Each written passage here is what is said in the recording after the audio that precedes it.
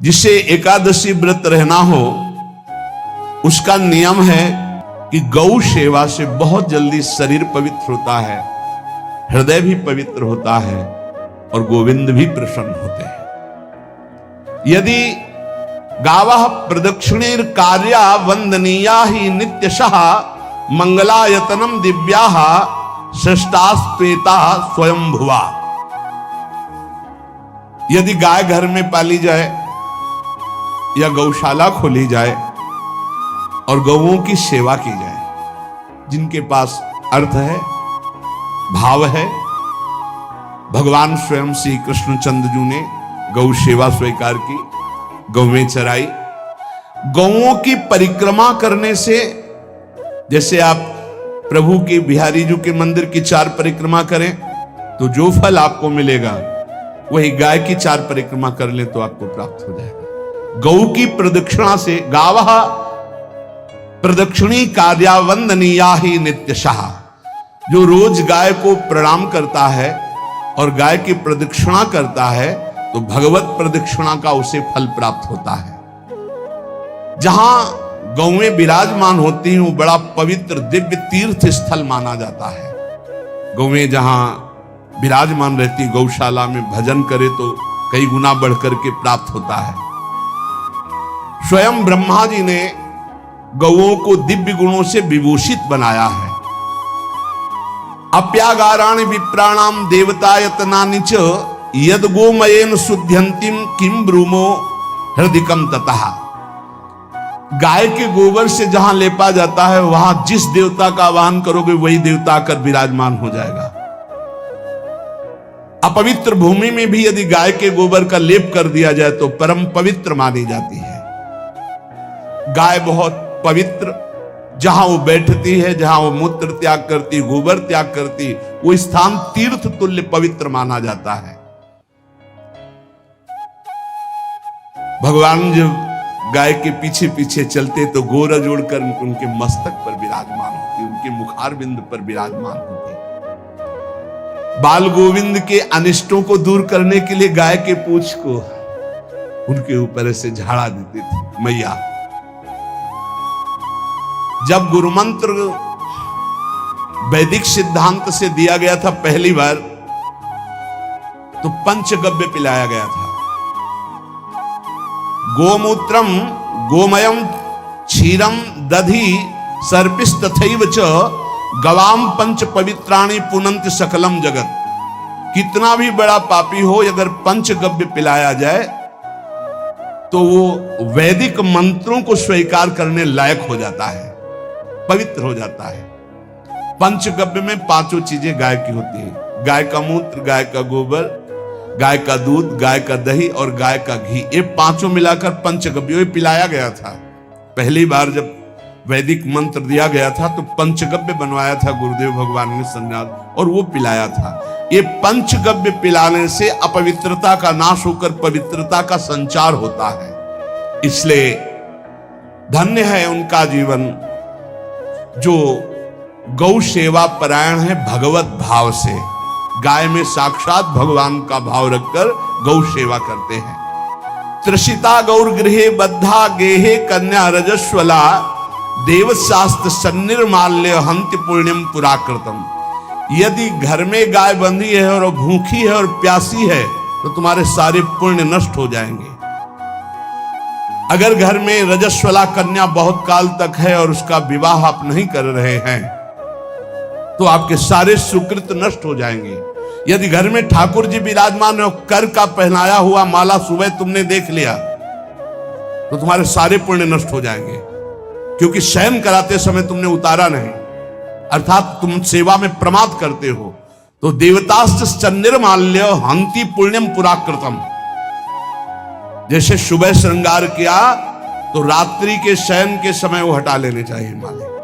जब हम शयन कराते हैं तो भले पुष्प शैया पे शयन कराएं पर माला नहीं धारण करें। श्रृंगार का माला अगर दूसरे दिन दर्शन किए क्यों पहने ठाकुर जी, तो तुम्हारे सुकृत नष्ट हो जाएंगे। गाय बंदी हो घर में, वो प्यासी है और भूखी है, तुम्हारे सुकृत नष्ट हो जाएंगे। त्रिषिता गौर गृहे बद्धा, क्योंकि तुम्हारे पास है, सेवा करना चाहिए।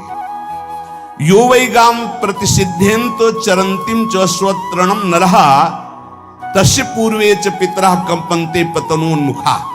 यदि गाय हरी हरी घास चर रही कहीं और तुमने डंडा ऊपर प्रहार किया और लाठी मारी तो तुम्हारे पितर खोपड़ी के बल नरक जाने के लिए तैयार हो गए। ये लिखा है चरंतिम स्वम तृणम नरः तो तस्य पूर्वे च पितरः कंपन्ते पतनोन्मुखा। इसीलिए क्या भारत से कहीं किसी की तुलना हो सकती है जहां गौ को माता की पदवी दी गई, जहां गौ को हम आराध्य देव के रूप में मानते हैं, आराधना करते हैं। गौ रक्षा, गौ सेवा, ये बहुत बड़ा इसमें छुपा हुआ है। स्वयं भगवान अवतरित होकर गौ रक्षा, जब गाय के रूप में पृथ्वी रमाती तो भगवान का अवतार हुआ है।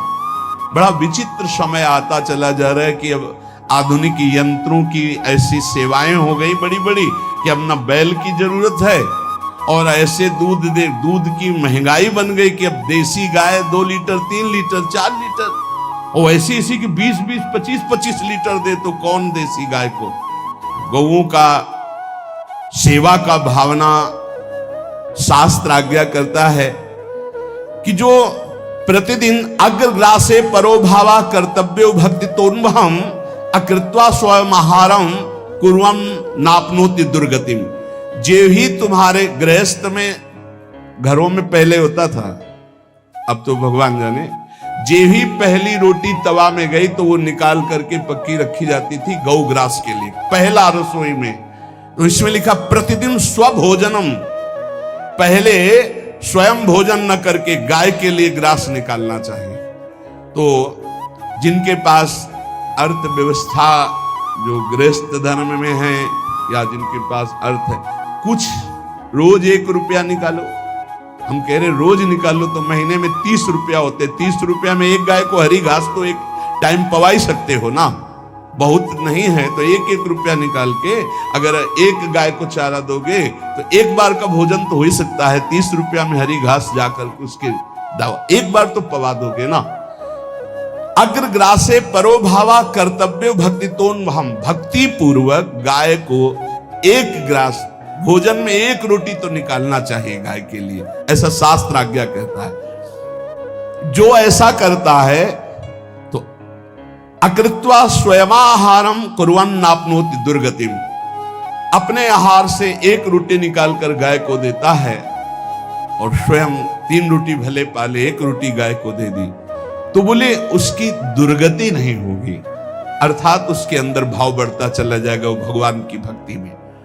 और तेनाग्नयो हुता सम्यक पितरश्चापि तर्पिताः देवास्त्र पूजितास्तेन यो ददाति गवान्हिकम।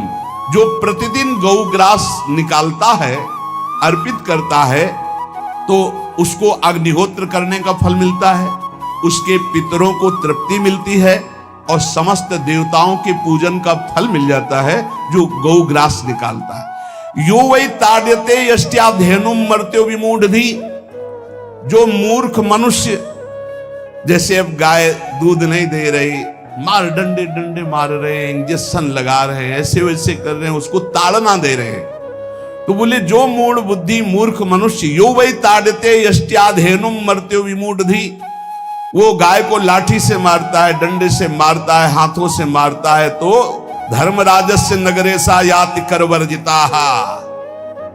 धर्मराज जी पहले अपने नरक में ले जा करके उसके कहते थोड़े थोड़े तिल तिल करके पहले इसके हाथ काटो, मरना है नहीं वहां, अब आराम आराम से थोड़े थोड़े पहले हाथ वर्जिताः, इन्हीं हाथों से गाय को मारा था ना, वैसे थोड़ा थोड़ा काटा जाता है उसके हाथ। करवर्जिताः, उसके दोनों हाथ काट करके थोड़े थोड़े। यो वै दंसान वार्यति तस्य पूर्वे कृतार्थकाः नृत्यंत सवादिस्मास्तरिष्यति भाग्यवान। जो गौ के शरीर को स्नान कराता है, गौ के शरीर को कीट आदि से मच्छर आदि से रक्षा करता है और खूब अच्छा अच्छा पदार्थ गौ, केवल दूध के लोभ से नहीं, ये हम गौ सेवा की बात कर रहे हैं, ये कि नहीं वहां 10 लीटर दूध देती तो हाथ फेरो, जब दूध नहीं देती है तो चारा भी ठीक से नहीं दे रहे और उसके ये स्वार्थी हो, गौ सेवा का बात नहीं, वो दूध का लोभी केवल व्यापार की बात करता है। गौ सेवा का तात्पर्य है गौ सेवा केवल। खूब बछड़े को पिला दिया प्रसाद रूप से, जो दूध मिला उसका अपने सेवन की, वो बात तो अलग है।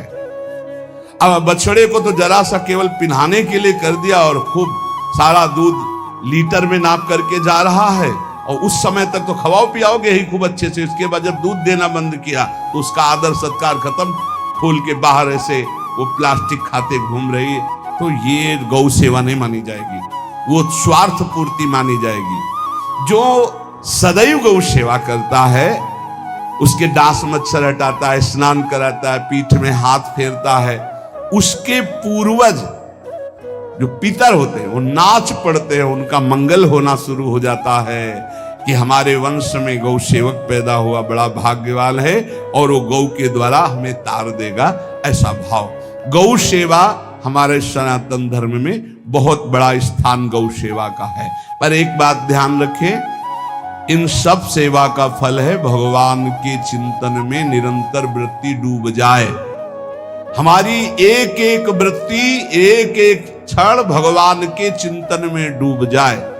अगर नहीं तो हम आपको उत्तर दे रहे हैं, क्या महाराज नृग जैसा कोई गौ सेवक हुआ है दानी? भागवत में पढ़ लेना, करोड़ करोड़ गायों को, करोड़ों गौशालाएं थी, एक दो नहीं। इसलिए कह रहे हैं करोड़ों शब्द कि आप उसको कहीं ज्यादा ना समझें। पृथ्वी के कोई भूमि के कण गिन सकता है, बारिश की बूंदे गिन सकता है, लेकिन महाराज नृग की गौएं जितनी दान की गई वो गिनी नहीं जा सकती थी, ऐसा वर्णन आता है। अरबों अरबुद गौओं की सब स्वर्ण से अभिषिक्त करके ब्राह्मणों को दान करना।